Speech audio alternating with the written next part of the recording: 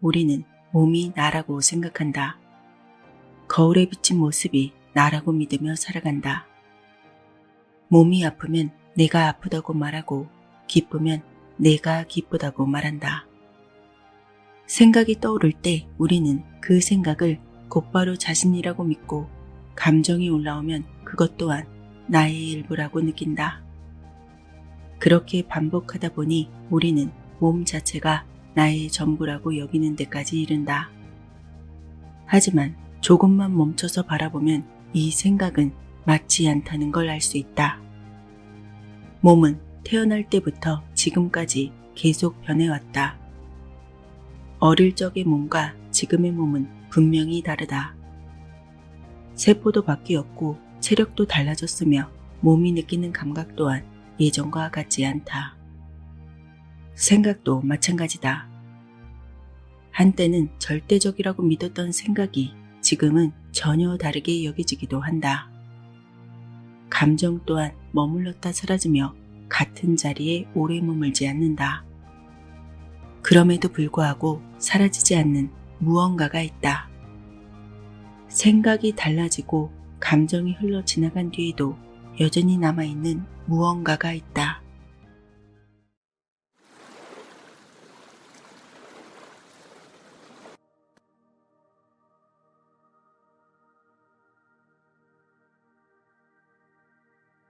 나는 존재하고 있다.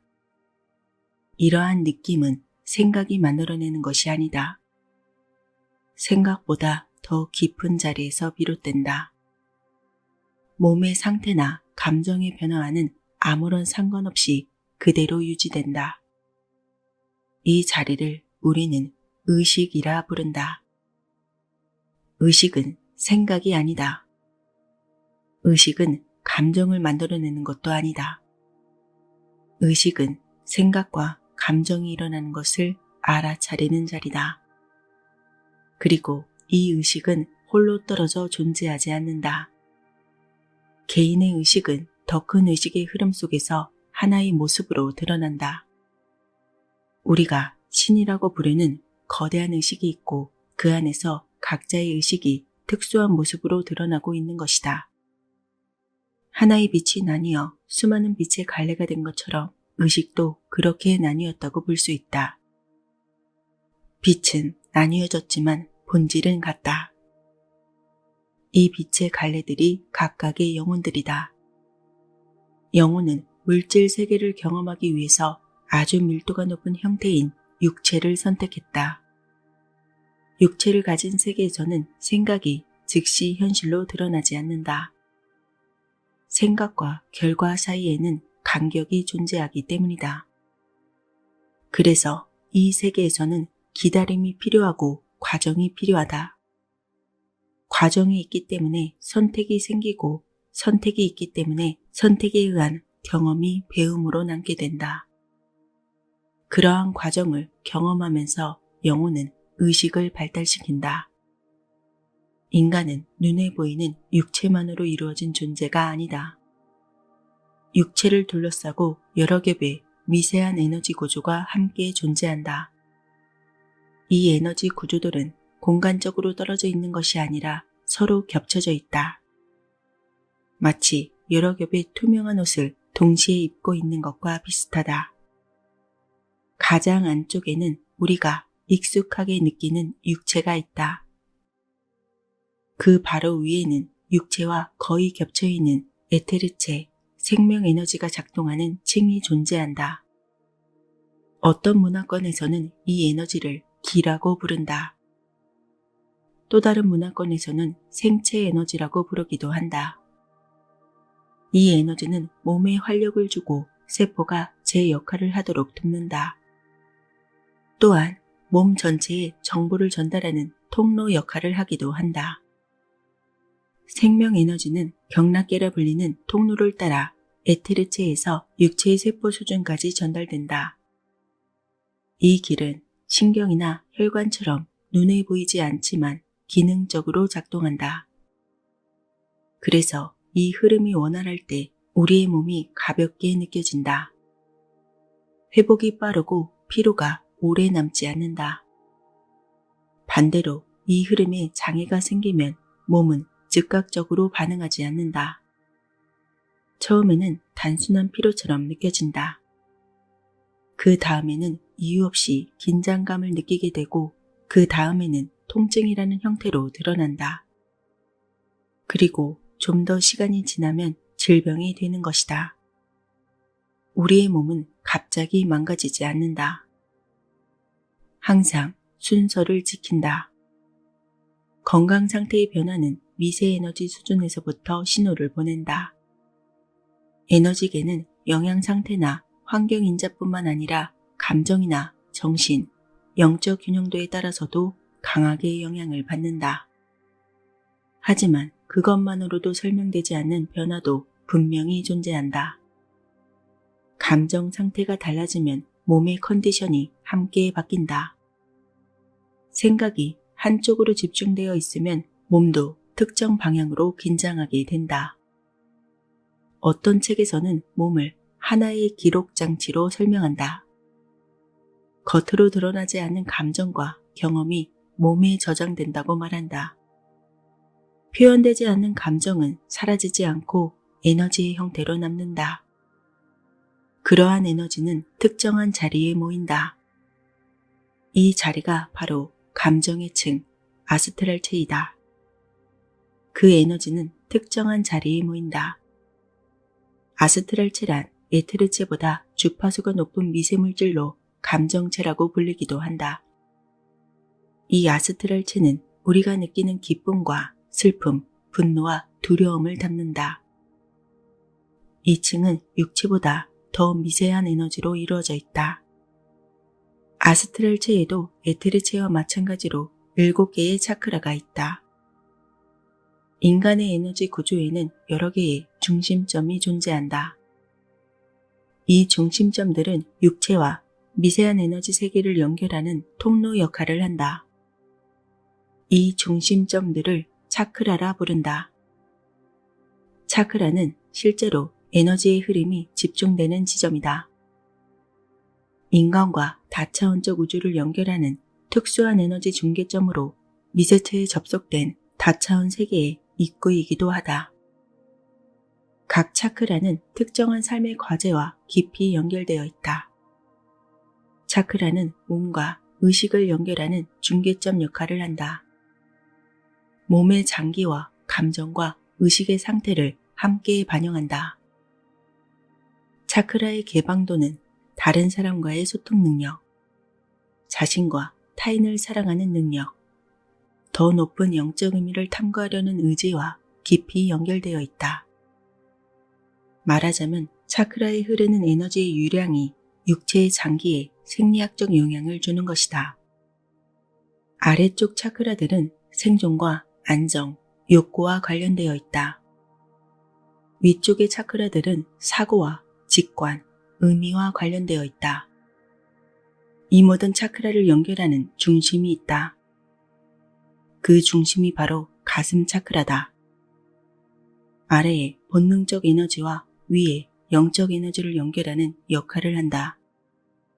가슴 차크라는 인간 존재의 중심에 해당한다. 그래서 가슴 차크라의 상태는 삶 전체에 큰 영향을 미친다.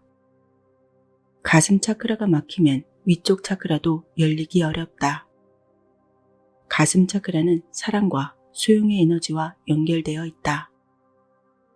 사랑을 주고받는 능력은 이 차크라를 통해서 표현된다.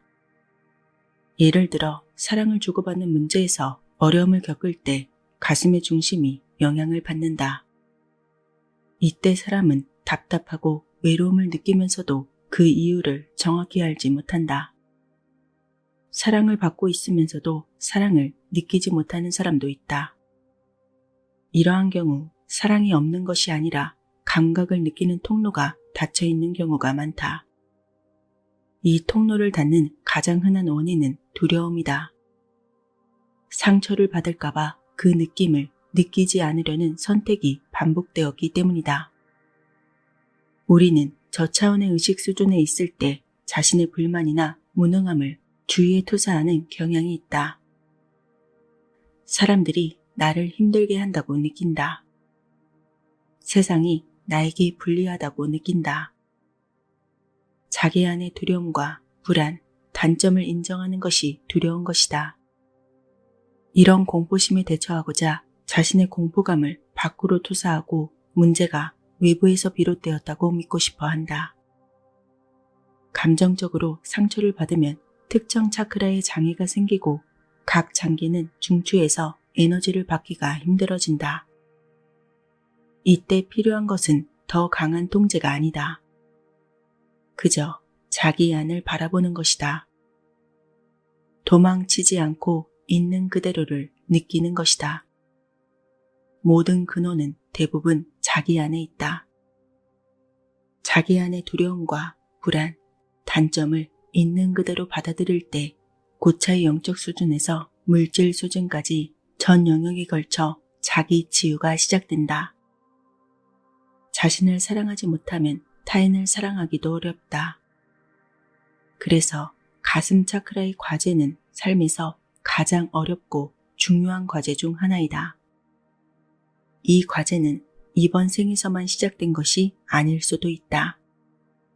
어떤 에너지 경향성은 여러 생에 걸쳐 이어진다고 한다. 해결되지 않는 과제는 에너지의 불균형으로 남는다. 이러한 에너지 불균형은 다음 생에도 비슷한 조건을 만들어낸다. 이러한 관점에서 질병은 단순한 우연이 아니다. 질병은 학습되지 않는 과제가 몸을 통해 드러난 결과일 수 있는 것이다. 특히 가슴 차크라와 관련된 장애는 깊은 영향을 남긴다. 이 차크라는 인간 존재의 중심이기 때문이다. 가슴 차크라가 열리기 시작하면 에너지 흐름은 위아래로 확장된다. 사랑과 기쁨의 에너지가 자연스럽게 흐르기 시작한다. 감정층의 위에는 또 하나의 에너지층이 존재한다. 이곳에서는 생각과 의지, 판단과 선택이 이루어진다. 신지학 문헌에서는 이 층을 멘탈체, 정신의 몸이라고 설명한다. 이 층은 인간이 자신을 표현하고 방향을 정하는 기능을 담당한다. 우리의 생각은 단순한 관념이 아니라 에너지의 형태로 존재한다. 그래서 생각은 반복될수록 힘을 갖게 되는 것이다. 특히 감정이 실린 생각은 더 강한 에너지장을 만든다. 강한 분노나 두려움, 집착이 실린 생각은 독립적인 에너지처럼 작용한다. 아스트랄 영역에 있는 독특한 성질의 하나는 감정적으로 충전된 사고는 그 자체가 생명을 가질 수 있다는 것이다. 아스트랄 에너지 수준에서는 어떤 생각이 의식이든 무의식이든 독립된 에너지장, 즉 상념제로 존재할 수 있다. 특히 강렬한 감정과 함께 만들어진 상념체는 쉽게 사라지지 않는다.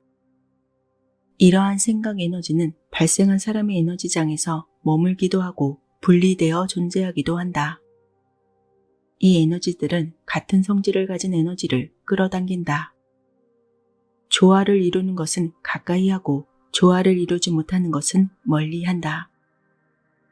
이러한 성질은 자성과 비슷하다고 설명되기도 한다. 쇳가루를 끌어당기는 자력은 아니지만 성향은 매우 닮아 있다. 그래서 사람은 자신과 비슷한 상태의 사람과 상황을 반복해서 경험하게 되는 것이다. 생각과 감정의 파동이 삶의 매 장면을 선택하게 된다. 멘탈체 위에는 원인체라고도 불리는 코잘체가 있다. 이 층은 원인이나 근원에 해당하는 자리이다. 우리가 고차자아, 다른 말로 영이나 참자아라고 하는 것이 바로 이 코잘체다. 이 층은 개인을 넘어서는 의식의 자리이다. 명상을 정확히 아는 사람들은 명상은 무엇을 얻기 위한 행위가 아니라 내려놓는 연습이라고 말한다. 내려놓을수록 더 깊은 자리가 드러나게 되어 있다. 그 깊은 자리가 바로 고차의 의식이다. 이 자리에서는 개별적인 문제보다 본질이 먼저 인식된다. 세부적인 분석보다 전체적인 통찰이 먼저 오게 된다. 그래서 어떤 통찰은 설명 없이 탁 하고 찾아온다. 말로 풀기 전에 이미 알게 된다. 이 자리는 우리가 흔히 직관이라고 부르는 영역과 닿아 있다. 이 높은 자리에서 내려온 정보는 바로 육체로 전달되지 않는다. 에너지는 단계적으로 아래로 전달된다. 먼저 생각의 층에 영향을 주고 그 다음 감정의 층을 거쳐서 생명에너지의 층으로 내려간다. 마지막으로 육체에서 변화로 나타난다. 가장 깊은 자리에서의 변화는 가장 큰 영향을 미친다. 근원에서 바뀌면 아래의 모든 층이 함께 변하기 때문이다. 어떤 치유의 방식은 육체와 생명에너지의 층에서 주로 작용한다. 손을 얹거나 접촉을 통해 이루어지는 치유가 여기에 해당한다. 또한 어떤 치유 방식은 더 높은 의식의 층과 연결된다. 치유는 어떤 특별한 사건으로 일어나는 것이 아니다. 치유는 에너지의 흐름이 돌아오는 과정이다. 치유사는 고차 에너지를 환자의 심신에 보내기 위한 일종의 파동적 안내자일 뿐이다. 그들은 자신이 고차의 근원 에너지의 매개일 뿐이라고 표현한다. 자신이 개입할수록 오히려 에너지의 흐름은 막힌다고 말한다. 누군가 기적을 행하려고 하는데 제대로 되지 않는다면 그것은 그의 삶이 온전치 않은 것이다. 자신을 놓아주고 신께서 역사하시게 함으로써 자신이 거기에 끼어들지 않는 데 성공해야 기적이 일어나게 되는 것이다. 거기에는 행위자라는 느낌이 없어야 한다. 억지로 바꾸려는 힘이 개입되지 않는 것이 치유이다. 그래서 진정한 치유에는 애쓴다는 느낌이 없다. 이러한 치유에서는 거리의 개념이 크게 중요하지 않다. 멀리 떨어진 상태에서도 변화가 일어났다는 보고가 존재한다. 이것은 에너지가 공간의 제약을 받지 않는 성질과 관련이 있다. 특히 감정의 층이나 그보다 높은 층에서는 이동의 개념이 다르게 작동한다. 감정의 층은 집중만으로도 먼 거리를 이동할 수 있다고 한다. 그래서 수면 중이나 깊은 이완 상태에서의 의식은 다른 영역과 상호작용한다. 우리가 잠을 자는 동안 육체는 쉬지만 의식은 완전히 멈추지 않는다. 의식은 감정의 층이나 더 높은 층에서 경험을 이어간다. 이때 육체는 자율신경계라는 정교한 장치 덕분에 스스로 기능을 유지한다. 그래서 의식이 적극적으로 개입하지 않아도 호흡과 심장 박동은 계속 유지되는 것이다. 이 상태에서 의식은 학습을 이어간다. 낮 동안 해결되지 않는 문제들을 다른 차원에서 바라보기도 한다. 이 과정의 결과가 꿈으로 나타난다. 꿈은 무작위가 아니라 정보의 전달일 수 있는 것이다. 이 정보는 주로 상징의 형태로 전달된다. 그래서 꿈은 논리적으로 이해하기보다 느낌으로 받아들여지기도 한다. 임사체험이나 유체이탈로 불리는 현상은 이러한 구조로 설명된다. 이 경험을 한 사람들은 육체 밖에서 상황을 인식했다고 말한다. 그들은 육체의 눈이 아니라 감정의 층에 해당하는 시야로 인식했다고 한다. 이 상태에서는 시간이나 공간의 제약이 크게 의미를 갖지 않는다. 우리가 살아있는 동안 감정의 층, 아스트랄체와 육체는 하나의 연결로 이어져 있다. 육체가 생을 마치는 순간 이 연결은 끊어진다. 그때 감정체는 육체와 생명에너지 층을 떠난다. 하지만 의식은 사라지지 않는다. 의식은 감정체이나 그보다 더 높은 차원에 머문다. 그때 감정체는 육체와 생명에너지층을 떠난다. 한 개인이 죽음을 맞이하여 육체, 에테르체로 이루어진 일시적인 탈 것이 없어져도 그의 자아와 의식은 보존되어 계속 살아있다. 그의 기억은 완전히 소멸되지 않는다. 다만 그의 영혼이 새로운 육체에 들어가게 되면 내장된 망각체계가 모든 전생의 기억을 지우게 된다. 이것을 망각의 장치라고 표현하기도 한다. 새로운 배움을 방해하지 않기 위해 작동한다. 실제로 고차의 영성체는 우주적 각성이나 신과의 결합을 유지하고 있다. 고차의 의식은 항상 더 큰 의식과 이어져 있다. 그러나 고차 자아에 이어져 있다는 사실을 의식적 자아는 거의 인지하지 못한다. 고차 자아로부터 분리되었을 때 이유 없이 외로움이나 공허함, 절망을 느끼곤 한다. 이 연결을 회복하는 방법. 차크라를 개방하고 활성화하고 정화하기 위한 가장 단순하고 강력한 방법 중 하나가 명상이다. 명상은 새로운 것을 얻기보다 원래의 상태로 돌아가는 과정이다. 명상은 서로 연결된 육체, 에테르체, 아스트랄체, 멘탈체, 그리고 더 높은 영적 자아의 본질을 이해하는 열쇠를 쥐고 있다. 명상은 차크라의 개방을 촉진하고 차크라를 육체와 미세체에 맞추어 정렬시키는 작용을 한다. 육체와 감정과 생각과 의식이 하나의 흐름으로 맞춰진다. 고차 자아라는 내적 자원에 접근할 수 있다면 우리는 힘과 지식, 사랑과 예지에 관한 무한한 저장고를 만나게 된다.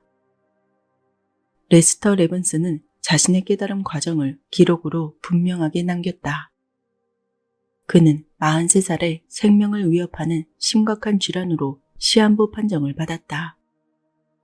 그 순간 그는 더 이상 이론이나 지식을 찾지 않았다. 그가 붙잡은 질문은 단 하나였다. 나는 무엇인가? 그는 이 질문을 생각 속에만 두지 않았다. 그의 삶 전반이 이 질문이 지배하고 있었다. 걷고 있을 때도 이 질문을 놓지 않았다. 누워있을 때도 이 질문을 반복적으로 했으며 다른 생각이 올라오면 다시 이 질문으로 돌아왔다. 집중이 깊어질수록 생각하는 나와 생각 사이에 경계가 흐려지기 시작했다. 마침내 그는 자신의 의식이 하나의 생각에 완전히 흡수되는 상태를 경험했다. 그 상태에서 그는 자신이 몸도 생각도 아니라는 사실을 분명히 인식했다. 그가 인식한 것은 순수한 알아차림으로서의 존재였다. 그는 이렇게 말한다. 자신을 몸이라고 믿는 한 고통은 끝나지 않는다. 자신을 한정된 에고로 여길수록 삶은 더욱더 무거워진다. 자신을 더 큰 의식의 흐름으로 인식할 때 우리의 삶은 달라진다. 그때 우리는 행위자가 아니라 관찰자가 된다. 무엇을 해야 할지 억지로 고민하지 않아도 된다. 매 순간 필요한 선택이 자연스럽게 드러나게 된다. 이 상태에서는 삶이 조화롭게 흘러간다. 일이 잘 풀리기 때문이 아니라 에너지의 흐름과 어긋나지 않기 때문이다. 우주의 기운에 동조되면 사랑할 수 있는 우리의 능력은 극대화되어서 모든 사람을 지극히 사랑하게 된다. 그 상태에서는 사랑이 어떤 행위나 노력의 결과가 아니라 존재 그 자체의 자연스러운 표현이 된다. 자기 자신을 받아들이면 타인을 받아들이는 일도 쉬워진다. 자기 자신을 있는 그대로 사랑하면 타인을 사랑하는 일도 자연스럽게 된다. 이러한 사랑은 조건을 요구하지 않는다. 존재 자체를 인정하는 태도가 진정한 사랑이다. 온통 사랑이 될 때에만 절대 자유를 얻을 수 있다. 이러한 상태가 되면 에너지는 막히지 않는다. 몸과 감정과 생각과 의식이 하나의 흐름으로 작동하게 된다. 우리는 수천 년 동안 자신이 한정된 육신이라고 확신해왔다. 우리는 우리 자신이 몸일 뿐이며 오직 몸을 통해서만 어딘가에 있을 수 있다는 관념을 가지고 있지만 그것은 진실이 아니다. 자신이 분리된 개인이 아님을 깨달으면 우리는 육체와 아스트랄체를 초월한다. 우리가 그저 육체가 아님을 알면 우리는 지금 이 순간 모든 곳에서 일어나는 일을 보게 된다. 몸과 세상을 실제로 받아들이는 한 신을 발견하기란 불가능하다. 무한한 참자로 있을 때 그때 깨닫게 될 것이다. 내가 몸이 아니라 한계없는 있음이었음을 말이다. 우리가 결코 분리된 존재가 아니었다는 사실을 알게 될 것이다. 무한한 참자, 모든 것을 알고 있는 신, 한계없는 있음, 내가 그것이었음을, 내가 곧 신임을 알게 된다. 나의 영혼이여, 밖을 보라. 그리고 고개를 들어 그대의 자유를 알라. 낙담하지도 실망하지도 말라. 희망에 부풀어 내면에서 소리치고 기뻐하라. 위대한 전체의 경이로움과 우주의 놀라움을 보라. 그대의 선을 바라보라. 저 멀리에 있지도 않고 바로 앞에 있다. 그 사실을 받아들이고 믿을 수 있게 그리고 알고 그렇게 살 수 있게 그대를 준비시켜라. 근원의 생명이 들어와 그대를 통해 살아 숨쉬게 하라. 나의 영혼이여. 그리고 그대가 온전하고 완전한 시야를 가진 것에 기뻐하라. 완벽한 전체가 그대를 통해 완전하게 비추고 있음에 기뻐하라. 내 눈은 모든 창조 속에서 완전함과 완벽함을 본다. 모든 것 안에서, 모든 것 위에서, 모든 것을 통해서 나는 완벽함만을 본다. 그것 외에는 보이지 않으니 다른 생각들이 내 마음에 들어올 수 없다. 나는 오직 완벽함과 완전함만을 본다. 나는 지금 완벽하고 완전하다. 나는 선을 바라본다. 존재하는 것들은 과거에도 있었고 언제나 존재할 것이다. 시간, 사건, 변화는 내 머릿속에서 사라졌다. 바로 여기에 불변함이 있고 존재하는 것들은 계속될 것이다.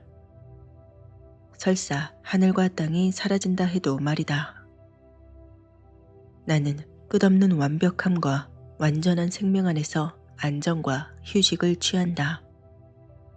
내 모든 존재는 완전한 전체를 자각한다. 나는 존재함 그 자체이다. 사랑의 원은 완전하다. 나의 사랑은 내 안에서 완전하다. 나의 영혼이여, 나의 내면에 존재하는 이여, 내 생명은 그대 안에 있다. 내가 그대를 바라보니 샘솟는 희망이 느껴진다. 내 안의 희망이여, 선의 영원한 증거여. 그대는 그대의 애정어린 손길로 나를 꽉 안고 있으니 이 다정한 포옹으로부터 자신감과 확신과 사랑이 생겨난다. 나의 희망은 그대 안에 있다. 나는 그대의 존재 속에서 고요하다. 나는 그대를 믿기에 고요하고 평화롭다. 고요하라. 그리고 내가 신임을 알라. 나는 그대의 존재를 자각하기에 거대한 침묵과 거대한 고요가 나의 온 존재를 덮어 고요 속에 놓는다. 내 가슴은 그대를 알고 있다. 내면의 지고한 자여, 내 가슴은 그대의 존재 속에서 고요하고 온 마음을 다하여 그대만을 신뢰한다. 그대의 존재 속에서 나는 고요하다. 고요하라. 그리고 내가 신임을 알라. 나의 영혼이여, 모든 두려움을 떨쳐버려라. 그대의 힘은 위로부터 주어진 것이기에 두려워하지 말라. 하늘나라에 앉아있는 그분이 그대의 승리자가 될 것이다. 그대는 두려워할 필요가 없다. 내부로부터 나와 나를 통해 그대를 나타내라. 나의 의심도 그대가 나타내는 것을 방해하지 못한다. 나의 신념은 그대를 맞이하러 갈 것이고 나의 확신은 그대를 안아줄 것이다. 그대를 기다리는 마음은 그대에게 내 사랑의 집에 들어오라고 명령한다. 그러면 우리는 계속 기쁨 속에 있을 것이다. 나는 두려움과 의심 모두를 내려놓는다. 매일 나와 함께 걷고 함께 말하는 내면의 친구가 있다. 멀리 떨어져 있지도 않고 언제나 내 안에서 함께 있다. 내 친구가 내 곁에 함께 있어주니 결코 나는 외롭지 않다. 내가 말하면 언제나 대답해준다. 심지어 내가 입을 떼기도 전에 그 친구는 자신의 사랑에 대해 말해준다. 그 누구보다 소중한 나의 친절한 친구. 내 안의 영혼, 내 안의 신. 그것이 나의 영원한 친구이다. 그분은 참새를 통해서도 보고 있으니 나는 그분이 나를 언제나 지켜보고 있음을 안다. 이것은 우리가 그분에게서 벗어날 수 없고 그분의 보살핌의 손길에서 외면당할 수 없다는 것을 뜻한다. 언제나 그분은 우리를 지켜보면서 편히 쉬게 해준다. 영원히 우리는 그분의 집에 앉아 있을 것이고 그분은 끊임없이 우리를 살펴줄 것이다. 모든 것을 보는 눈은 작은 것 하나도 놓치지 않기에 모든 것은, 정말 모든 것은 그분의 보살핌 속에 있을 것이다. 그것이 내 안의 영혼, 나의 친구이다. 혼자가 아니다. 나는 외롭지 않다. 한 친구가 나와 함께 가고 있으며 매일 내가 가는 길마다 동행하고 있기 때문이다. 나는 언제나 나와 함께하고 있는 이 신성한 동반자를 볼 수 있다. 그는 나를 두고 떠나거나 나 홀로 있게끔 내버려 두지 않는다. 그는 언제나 나와 함께 내 곁에 있으면서 필요한 것 모두를 공급해 준다. 나는 내 안에서 비밀스러운 장소를 발견했다. 그곳은 생각의 소음을 벗어난 저 높은 산으로 이어진 곳이다.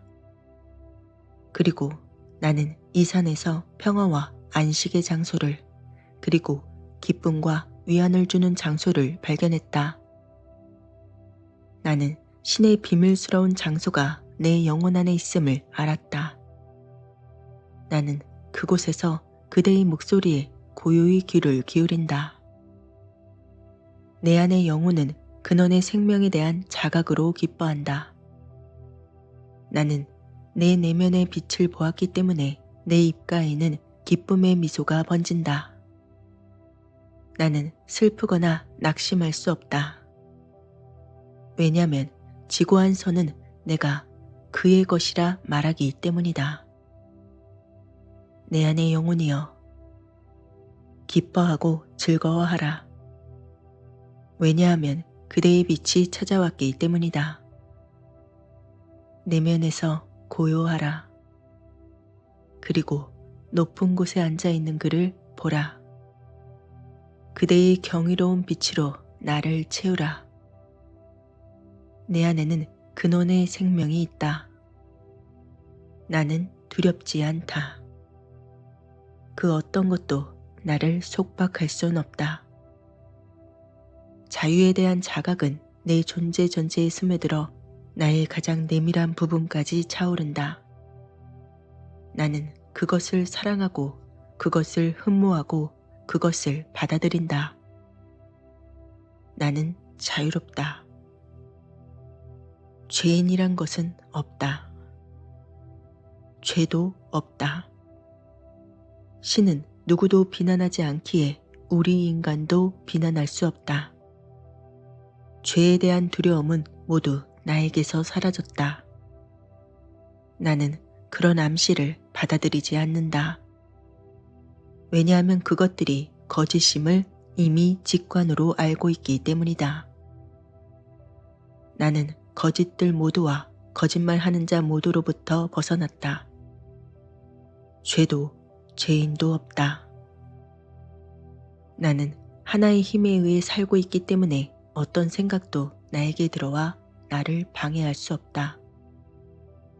내 감정은 상처받을 수 없다. 누구도 나에게 상처 주기를 원하지 않는다.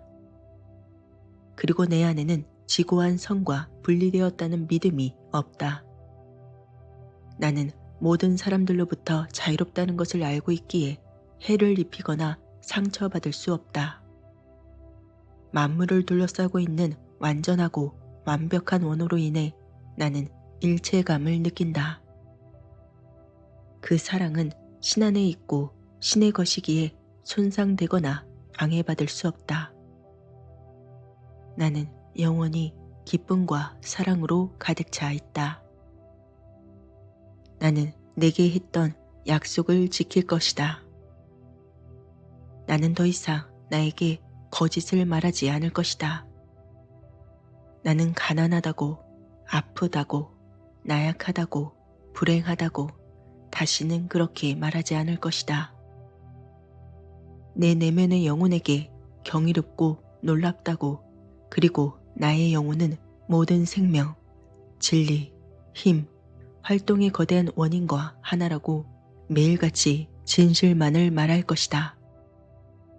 나는 나의 영혼이 무한한 가능성을 깨달아 기쁨의 노래를 부를 때까지 내 영혼에게 이 진리를 계속 속삭일 것이다. 나는 나의 영혼에게 맹세한다. 나는 지금 모든 속박에서 자유롭다는 것을 선언하고 선포한다. 어떤 환영도 내 마음에 들어올 수 없다. 내 안에 참 생명에 대한 알을 통해서 나는 완벽하고 완전해졌다. 하나의 힘이 있음을 알고 이 힘이 모든 해악으로부터 나를 보호하고 있다는 것을 나는 안다. 나는 두렵지 않다. 속박이나 한계란 없다. 나는 매이거나 속박되거나 둔화될 수 없다. 나의 모든 부분들이 완벽한 조화와 자유 속에서 움직이고 있다. 내가 자유로운 영혼이기 때문이고 내 생명의 힘은 위로부터 주어졌기 때문이다. 정체나 잘못된 활동은 없다. 그래서 나는 지금 완전히 자유롭다. 나는 자유롭다. 비난이란 없다. 나에 대한 비난도 내가 하는 비난도 없다. 나는 사람들의 믿음이나 생각으로부터 자유롭다. 나는 비난에 대한 모든 생각에서 벗어나 나의 길을 걷는다. 내가 들어오게끔 한 생각만이 나의 마음 안에 들어설 수 있다. 나는 부정적인 생각들을 받아들이지도 받아들일 수도 없다. 생기를 불어넣는 생각만이 내 집에 입구를 찾을 수 있을 뿐이다. 나에게 악습이나 잘못된 습관은 없다.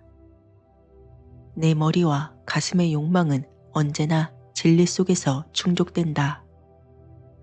어떤 것도 바라지 않고 어떤 결핍도 느껴지지 않는다. 내 안에서 나는 완전하며 내 안에서 나는 완벽하다.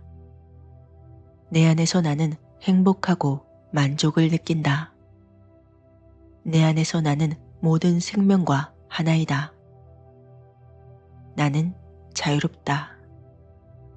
나는 최면에 걸리지도 않았고 잘못된 암시에 영향받지도 않는다.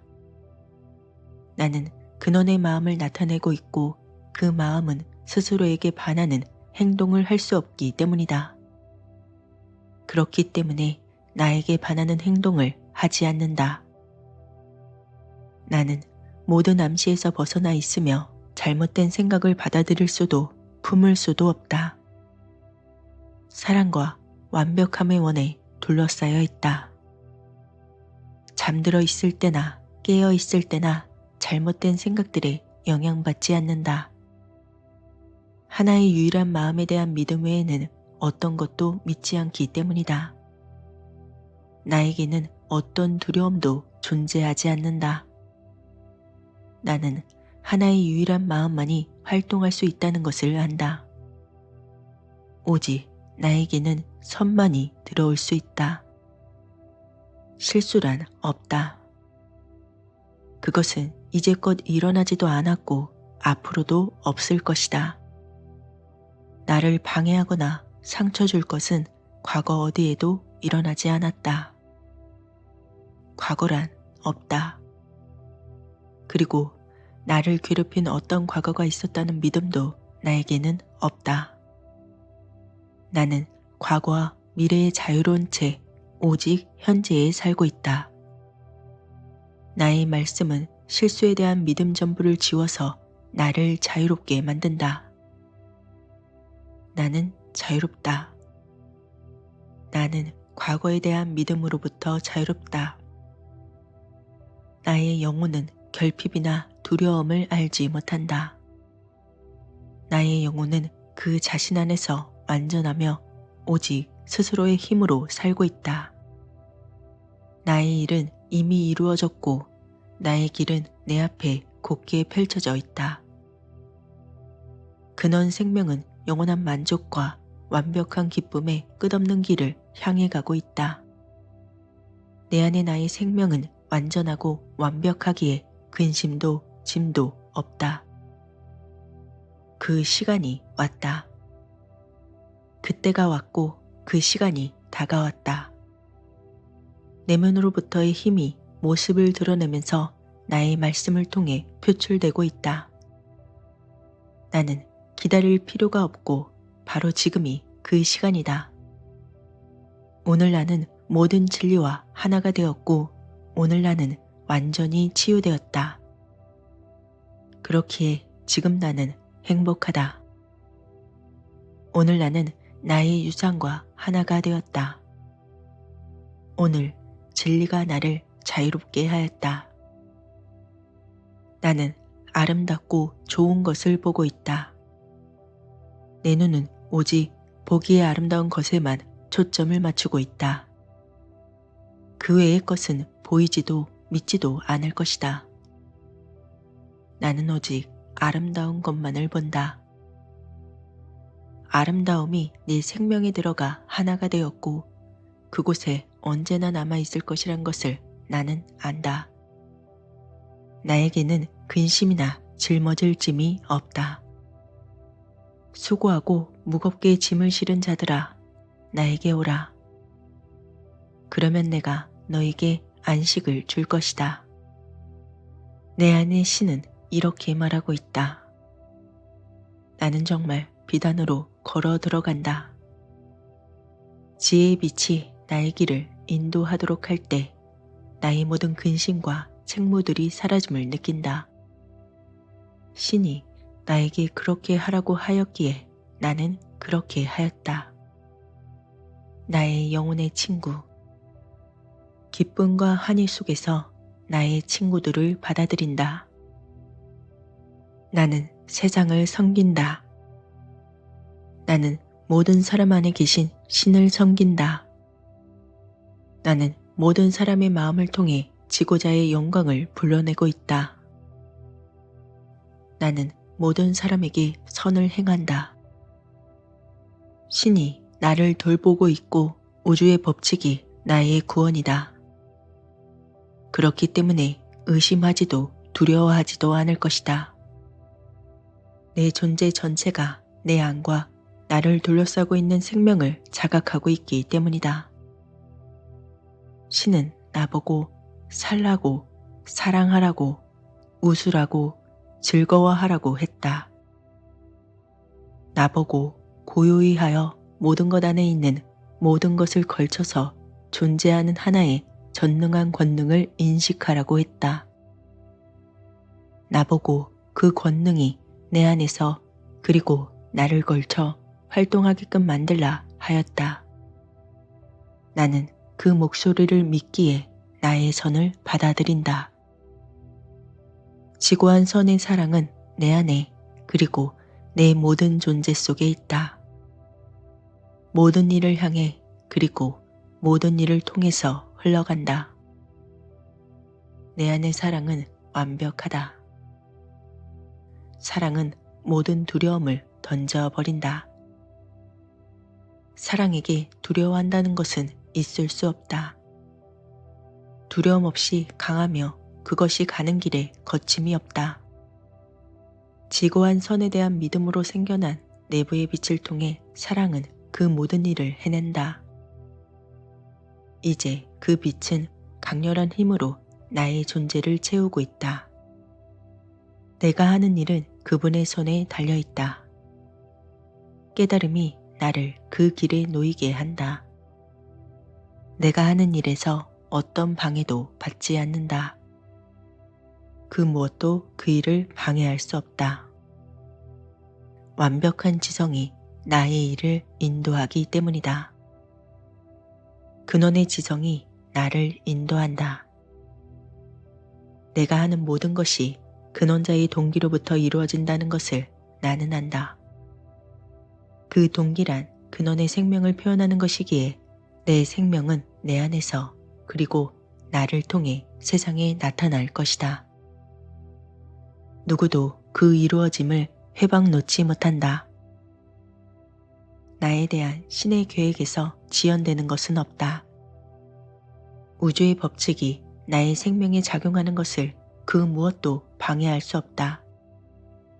나의 길에 놓인 장애물은 제거될 것이다. 나는 지금 나의 올바른 욕망이 완전히 이루어졌음을 인식한다. 나는 그것이 나타나길 기다릴 필요가 없다. 왜냐하면 법칙은 생명의 길 안에서 나를 언제나 어디서나 보살피고 있기 때문이다.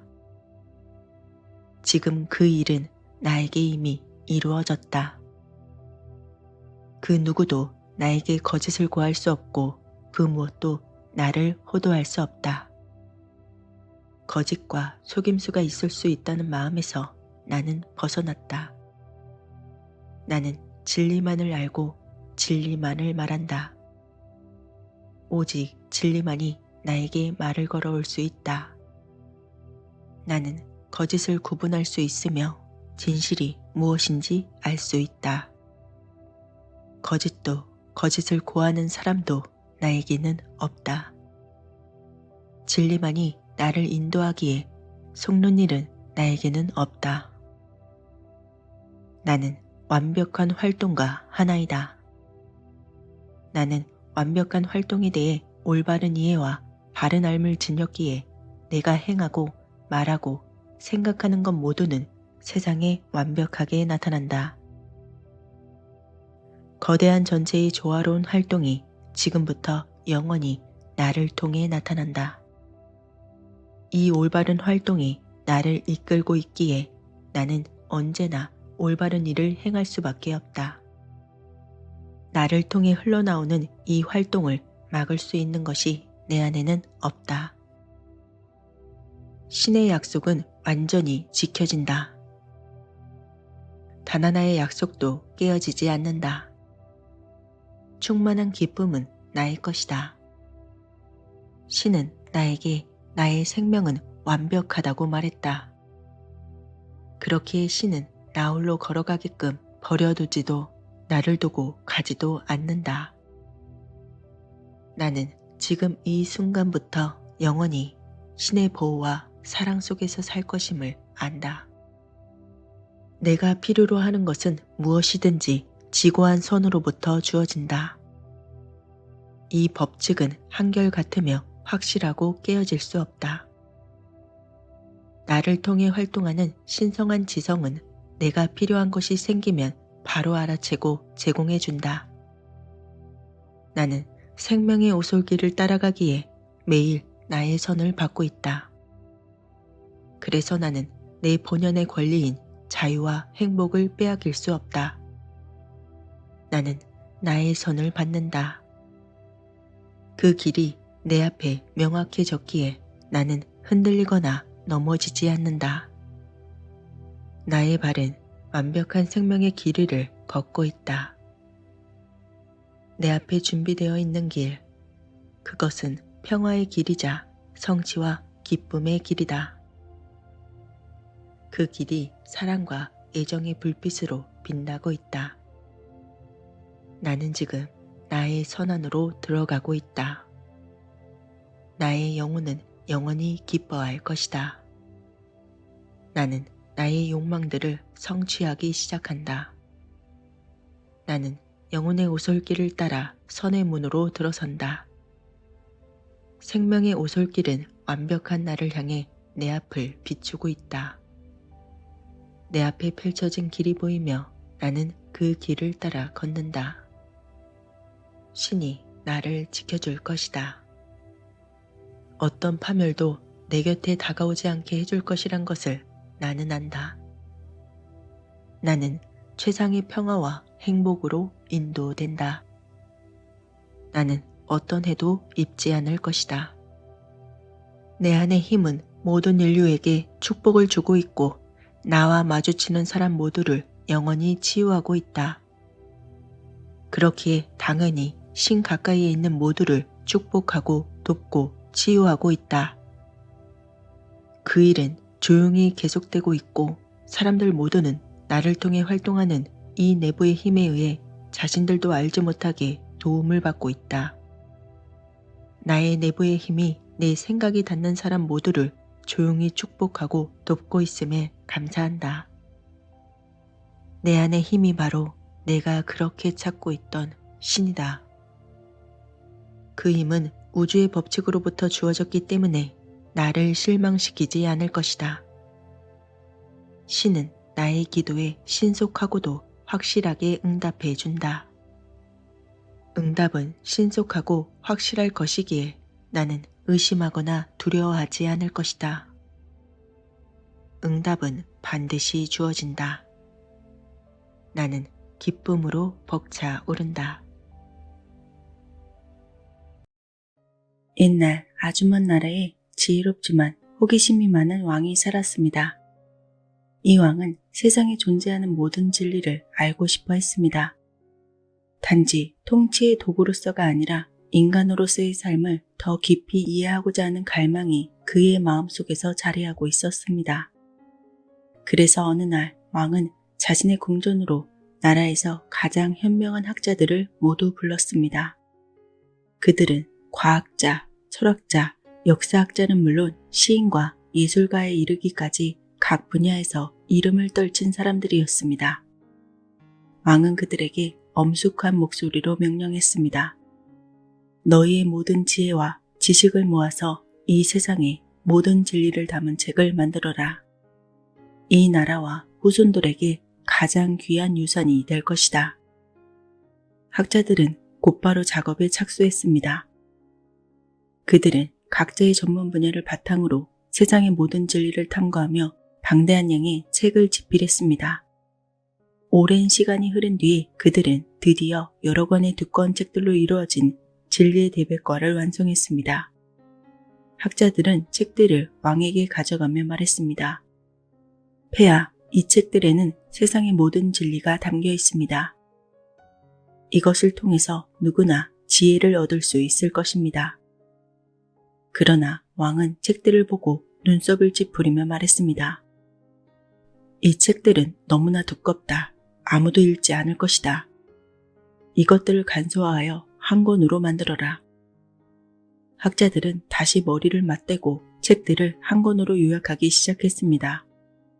몇 년이 흐른 후 그들은 마침내 한 권으로 줄인 책을 왕에게 바쳤습니다. 그러나 왕은 이번에도 만족하지 않았습니다. 여전히 너무나 길다. 이 내용들을 한 장의 종이로 요약하라. 학자들은 점점 더 고민이 깊어졌지만 왕의 명령을 따르기 위해서 노력했습니다. 오랜 시간이 지나 한 장의 종이에 모든 내용을 압축하여 다시 왕에게 가져갔습니다.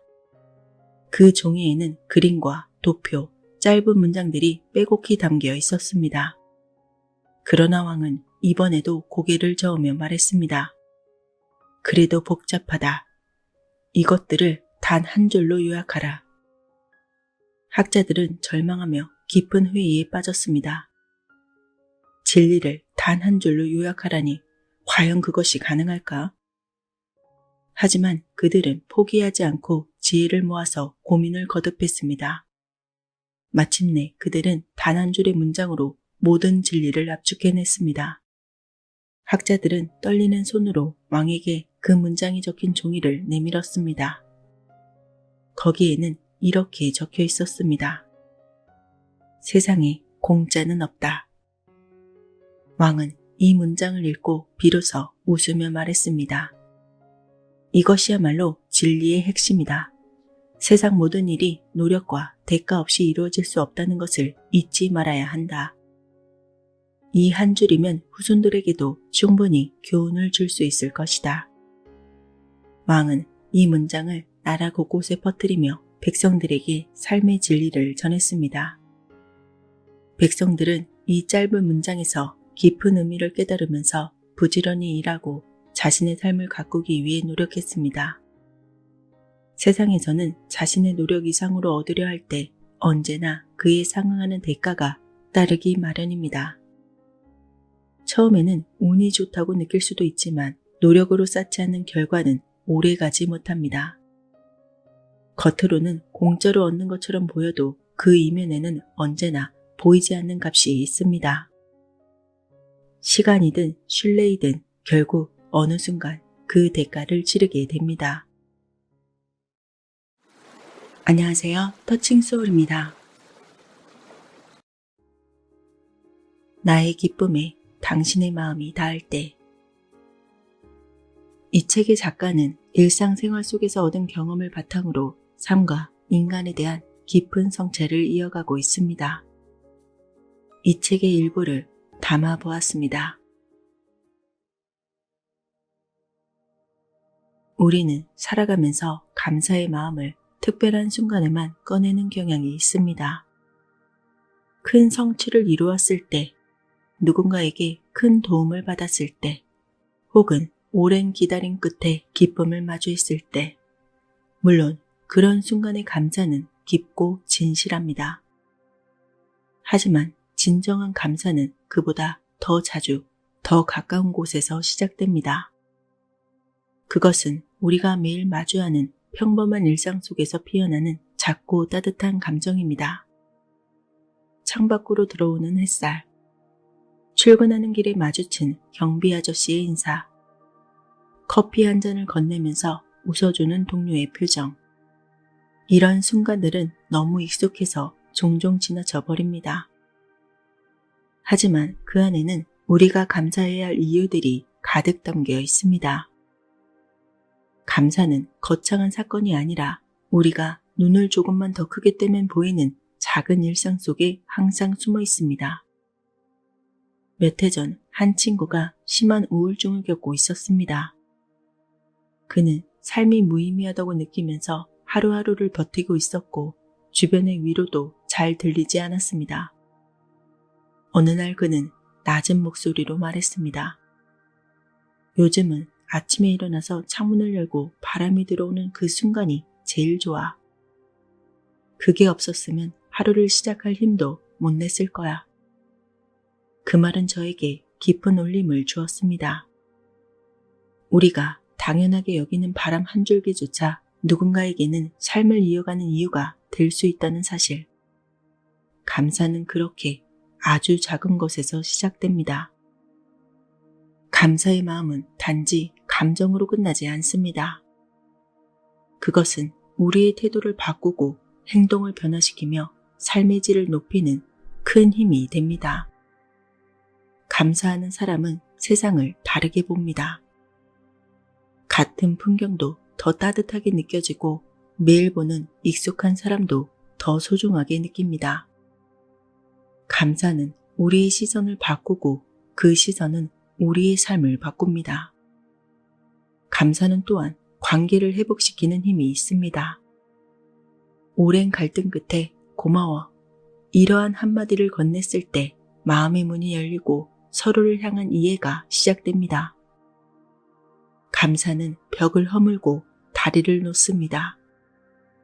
그것은 말보다 강한 언어이며 행동보다 깊은 표현이기 때문입니다. 우리가 감사의 마음을 품을 때 그 따뜻한 에너지는 주변 사람들에게도 전해집니다. 감사는 전염이 되기 때문에 누군가의 감사가 또 다른 누군가의 마음을 움직이고 그 마음이 또 다른 행동으로 이어집니다. 결국 개인을 넘어서 공동체를 변화시키는 큰 힘이 됩니다. 감사는 씨앗과도 같습니다. 처음에는 작고 보잘것없어 보이지만 우리가 매일 정성스럽게 가꾸면 그 씨앗은 자라나서 기쁨과 행복이라는 열매를 맺습니다.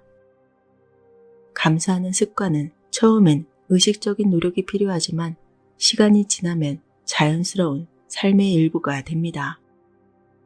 그리고 그 습관은 결국 우리를 더 긍정적이고 풍요로운 사람으로 만들어줍니다. 매일 하루 감사할 이유를 딱 하나만 찾아보세요. 아침에 마시는 따뜻한 차 한 잔, 사랑하는 사람과 나눈 짧은 대화, 우연히 받은 친절한 미소. 그 소소한 순간들이 우리의 삶을 특별하게 만들어주고 있습니다. 그리고 그 감사의 마음을 누군가와 나눌 수 있다면 우리는 그 순간 진정한 행복을 경험하게 될 것입니다. 우리는 종종 이렇게 이야기하곤 합니다. 나는 남에게 특별히 선행을 베풀지는 않았지만 그렇다고 해서 누군가에게 나쁜 짓을 하며 살아오지는 않았습니다. 남에게 피해주지 않고 성실하게 살아왔을 뿐인데 왜 내 인생에는 좋은 인연보다 나를 힘들게 하고 괴롭히는 사람들이 더 많이 나타나는 걸까요? 하고 말입니다. 이런 의문은 누구나 한 번쯤 가져봤을 것입니다. 겉으로 보기에는 올곧고 성실하게 살아왔는데 왜 예상치 못한 고통과 부정적인 관계를 겪어야 하는지 억울한 마음이 드는 것도 당연합니다. 인생을 현생이라는 짧은 시간만으로 본다면 이런 상황은 참으로 불공평하게 느껴질 수 있습니다.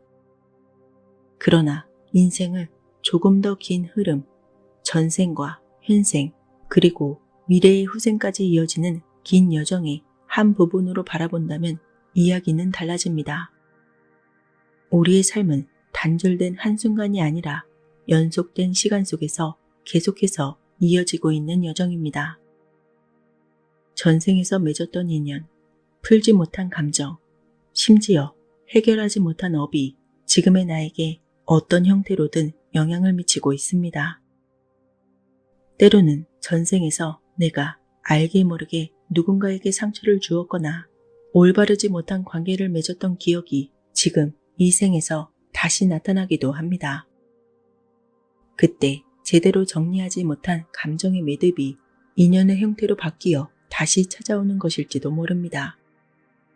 그래서 아무런 이유 없이 나를 괴롭히는 사람, 설명할 수 없는 갈등을 반복하는 관계를 만나는 경우가 생깁니다. 이것은 단순히 벌을 받는 것이 아니라 그 인연을 통해서 성장하고 깨달음을 얻을 수 있는 기회가 주어진 것일지도 모릅니다. 물론 이러한 이야기가 처음에는 받아들이기 어려울 수도 있습니다. 그리고 나에게 해를 끼치는 사람을 이해하거나 용서하는 것도 결코 쉬운 일이 아닙니다. 하지만 조금 더 넓은 시야로 본다면 그 고통스러운 인연조차도 나를 더 깊이 성장시키기 위한 과정일 수도 있습니다. 마치 강한 바람이 나무를 더 단단하게 키우는 것처럼 때로는 인간관계에서 겪는 고통이 내 영혼을 단련시키고 나를 더 지혜롭고 성숙한 존재로 만들어줍니다.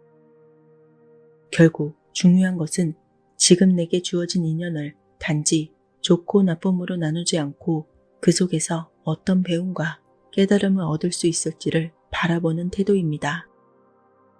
나를 힘들게 하는 인연이든 나를 응원해주는 인연이든 모두가 나의 성장과 치유를 위한 소중한 발걸음이라는 것을 이해하게 될 때 우리는 관계 속에서 더 큰 자유와 평화를 경험할 수 있습니다.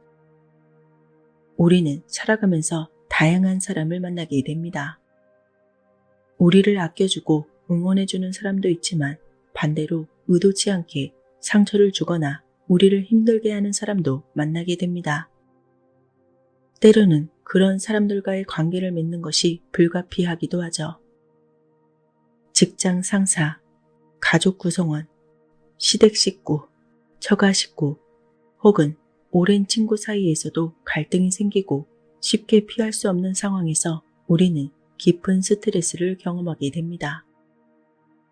왜 이런 사람을 내 인생에서 만나게 되는 걸까? 이런 회의감이 들기도 합니다. 그러나 여기서 정말 중요한 사실은 우리가 만나는 모든 사람은 결코 우연히 우리 앞에 나타난 것이 아니라는 점입니다. 나를 힘들게 하는 사람도 나를 따스하게 감싸주는 좋은 인연도 결국 모두 내가 만들어낸 현실의 일부입니다. 내가 어떤 에너지를 품고 살아가는가에 따라서 내 주변에 어떤 사람들이 모이게 되는지가 결정되기 때문입니다. 내 안의 상처, 미해결된 감정, 성장해야 할 과제가 누군가를 통해 드러나기도 하고 반대로 내 긍정적인 변화가 좋은 인연을 끌어들이기도 합니다. 항상 좋은 사람만 곁에 두고 나쁜 사람은 멀리하라는 식의 이분법적 접근은 오히려 더 깊은 갈등을 낳을 수 있습니다. 진정한 변화는 관계를 통해서 나 자신을 이해하고 상대방을 성장의 거울로 삼을 때 시작됩니다.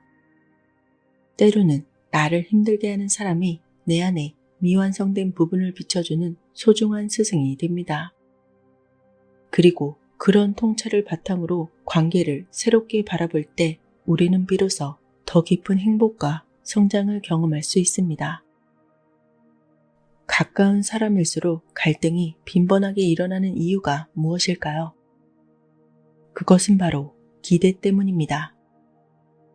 우리는 사랑하는 사람에게 더 많은 것을 기대합니다.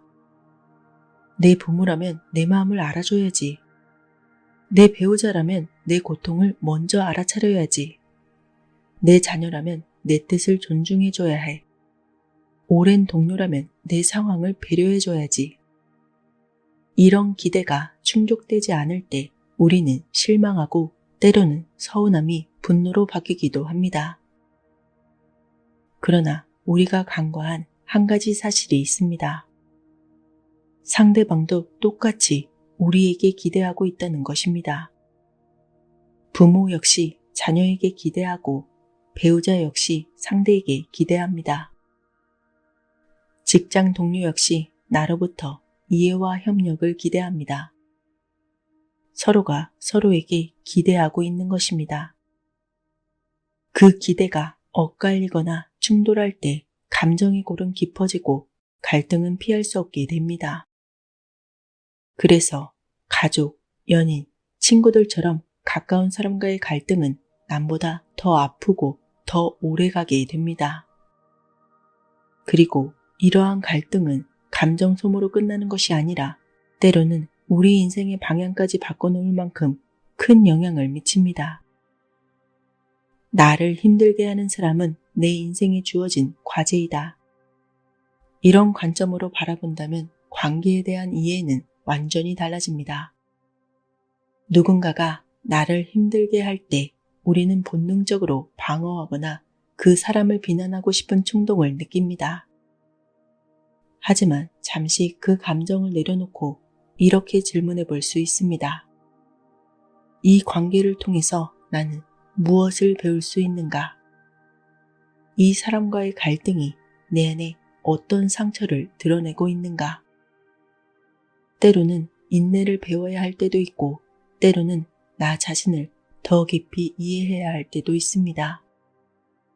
혹은 무조건적인 사랑을 배우고 기대하지 않고 사랑하는 법을 익히기 위해서 그런 관계가 필요한 것일 수도 있습니다. 실제 성장은 편안하고 좋은 관계 속에서만 이루어지지 않습니다. 오히려 가장 힘든 관계 속에서 가장 큰 성장이 일어납니다. 나를 괴롭히는 사람은 결국 나를 더 단단하게, 더 지혜롭게, 더 깊이 있는 인간으로 이끌어주는 스승이 될 수 있습니다. 인격적으로 상처를 주는 사람이 아니라 업무적으로 엄격하게 지도하고 채찍질했던 선배를 떠올려 보세요. 그때는 매일이 고통스럽고 힘들었을지 모르지만 시간이 지나서 돌아보면 그 선배 덕분에 내가 훨씬 더 크게 성장할 수 있었다는 사실을 깨닫게 됩니다. 당시에는 버겁기만 했던 순간들이 결국 내 실력을 키우고 나를 한층 더 단단하게 만들어준 시간이었던 것입니다. 왜 저런 사람을 만나야 하나? 이런 것이 아니라 저 사람을 통해서 나는 무엇을 배워야 할까? 이렇게 질문을 바꿀 때 내 감정은 상대방에게 휘둘리지 않고 내가 주체가 되어서 관계를 선택하고 성장할 수 있게 됩니다. 누군가를 미워하거나 분노하는데 에너지를 쏟는 대신에 그 에너지를 나 자신의 성찰과 성장에 쓸 수 있습니다. 이것이야말로 진정한 자유입니다. 나를 괴롭히는 상대가 바뀌지 않더라도 내 안의 시각이 바뀌면 그 관계는 달라지기 시작합니다. 그리고 이 새로운 시각은 단순히 마음을 편안하게 하는데 그치지 않고 실제로 관계 자체를 변화시키는 힘이 됩니다. 관계를 변화시키는 가장 깊은 힘은 바로 진짜 사랑에서 비롯됩니다. 진짜 사랑은 기대를 내려놓는 데서 시작됩니다. 가족이기 때문에, 배우자이기 때문에, 친구이기 때문에 이래야만 한다. 이러한 조건을 붙이는 것이 아니라 있는 그대로의 그 사람을 받아들여야 합니다. 실망을 느끼더라도 섭섭함이 생기더라도 그것들을 품을 수 있는 힘. 이것이 진정한 사랑이고 성숙한 관계입니다. 그렇다고 해서 우리가 완전히 기대를 없앨 수 있는 것은 아닙니다. 사람이기 때문에 마음은 자연스럽게 기대를 품습니다. 그러므로 중요한 것은 기대가 충족되지 않았을 때의 태도입니다. 그 순간 실망과 분노에 머물 것인지 아니면 그 마음을 통해서 사랑의 폭을 더 넓혀갈 것인지는 우리의 선택입니다. 모든 인간관계는 나 자신을 비추는 거울입니다. 나를 힘들게 하는 사람은 내 안의 상처를 비추고 나를 사랑해주는 사람은 내 안의 사랑을 일깨워줍니다. 관계를 통해서 우리는 자신을 더 깊이 알아가고 성장해 나갑니다. 그리고 그 성장은 결국 더 큰 사랑과 자유로 우리를 이끌 것입니다. 좋은 인연은 결코 운이나 우연만으로 찾아오는 것이 아닙니다. 좋은 인연은 준비된 마음에게 찾아오는 응답과도 같습니다. 좋은 인연을 끌어당기고 싶다면 먼저 내가 어떤 인연을 원하는지 알아야 하고 그에 걸맞는 사람이 되기 위한 노력을 해야 합니다. 좋은 인연은 외부가 아닌 내 마음에서 비롯됩니다. 우리가 만나는 인연은 내면의 상태를 비추는 하나의 거울입니다. 내가 어떤 파장을 품고 있는가에 따라서 그와 같은 에너지를 가진 사람들이 내 삶에 스며듭니다. 따라서 인연을 바꾸고 싶다면 누군가를 바꾸려 하기보다 내 마음을 바라보고 다듬는 것이 먼저입니다. 인연을 변화시키는 열쇠는 언제나 내 안에 있습니다. 많은 사람들이 학교를 졸업하면 공부도 끝난다고 여깁니다. 학창시절의 시험과 성적에 대한 부담은 때로는 공부라는 단어 자체를 꺼리게 만듭니다. 하지만 진정한 공부는 학교를 떠난 후에도 계속됩니다. 삶 자체가 거대한 학교이며 사람들과의 관계 속에서 우리는 끊임없이 배우게 됩니다. 우리는 매일의 삶 속에서 예상치 못한 상황에서 중요한 교훈을 얻을 수 있습니다. 사람들과의 소통과 이해를 통해서 삶의 지혜를 얻는 과정이 바로 공부입니다. 친구와의 오해를 풀거나 가족과의 대화를 통해서 서로의 생각을 이해하는 순간들이야말로 삶의 가장 중요한 공부입니다. 이것은 단지 갈등의 해결을 넘어서 우리를 더 성숙하고 넓은 마음을 가진 사람으로 만들어줍니다. 이러한 경험을 통해서 우리가 배우는 것은 어떤 지식이나 정보보다 중요한 인간관계의 깊이와 상호 존중입니다. 삶에서의 공부는 나이와 환경에 구애받지 않습니다. 직장에서의 협력, 가정에서의 소소한 경험, 실패와 실수에서 얻는 교훈까지 모든 것이 배움의 기회입니다. 어려운 순간일수록 우리는 더욱 많은 것을 배울 수 있습니다. 직장에서 힘든 프로젝트를 진행하며 동료와 협력하는 과정에서 불만이나 갈등이 생기더라도 스스로를 되돌아보고 문제를 잘 해결하며 서로를 이해하려는 노력이 결국 더 좋은 관계를 만듭니다. 실패를 겪은 후에 그 원인을 분석하고 어떻게 개선할 수 있을지 고민하는 과정 역시 또 다른 배움의 순간입니다. 이러한 배움을 성장의 기회로 받아들이는 태도가 아주 중요합니다. 때로는 배움의 과정에서 좌절하거나 어려움을 느낄 수 있습니다. 하지만 그 속에서 배우는 법을 익히고 그 경험을 토대로 더 나은 선택을 하는 것이 진정한 성장입니다. 사람들과의 관계 속에서 배우는 작은 깨달음들은 우리의 내면을 성장시키고 세상을 바라보는 시야를 넓혀줍니다. 우리가 이 삶을 통해서 언제나 배우고 있다는 사실을 잊지 말아야 합니다. 그 배움은 우리의 삶을 더 풍요롭고 의미 있게 만들어줍니다. 우리의 삶은 예기치 못한 사건과 변화의 연속입니다. 때로는 기쁨과 감사로 가득한 날이 있는가 하면 고통과 어려움이 밀려오는 날도 있습니다. 그러나 행복과 불행은 사건 자체보다 그것을 바라보는 우리의 시각과 마음가짐에 달려 있습니다. 같은 상황이라도 어떤 사람은 그것을 시련으로 여기고 또 다른 사람은 배움의 기회로 받아들입니다. 이러한 차이는 결국 내면의 태도에서 비롯됩니다. 어려운 상황 속에서도 긍정적인 마음을 유지하는 사람은 실패를 성장의 발판으로 삼고 절망 속에서도 희망을 발견합니다. 실패가 끝이 아니라 더 나은 시작이 될 수 있다는 믿음은 삶을 새로운 방향으로 이끄는 힘이 됩니다. 실제로 많은 이들이 이러한 긍정적인 힘으로 인해 불가능해 보이는 문제를 극복하고 놀라운 성취를 이루었습니다. 여러 유명한 기업가들이 실패한 이후 더 큰 성공을 거둔 사례가 아주 많습니다. 긍정적인 마음은 낙관주의를 넘어섭니다. 그것은 현실을 있는 그대로 받아들이면서도 더 나은 방향으로 나아가려는 의지와 태도를 포함합니다. 이것은 삶을 바라보는 방식을 선택하는 일이며 결국 우리의 행복을 결정짓는 중요한 요소가 됩니다. 삶의 여정에서 어떤 어려움이 닥치더라도 긍정적인 마음으로 맞이할 수 있다면 우리는 더 큰 기쁨과 성취를 경험하게 될 것입니다. 긍정적인 태도를 지닌 사람은 스스로 성장과 행복을 만들어내며 더 많은 기회와 좋은 관계를 자연스럽게 끌어들이게 됩니다.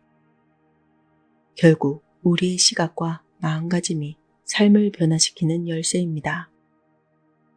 긍정의 시각을 선택하는 일은 단지 오늘을 밝히는 데 그치지 않고 더 나은 미래를 여는 열쇠가 됩니다. 우리가 긍정의 발걸음을 내디딜 때 그것은 개인의 변화를 넘어서서 주변의 사람들과 세상에까지 영향을 미칩니다. 우리의 긍정적인 태도와 행동은 세상을 조금 더 따뜻하고 희망차게 만들 수 있습니다.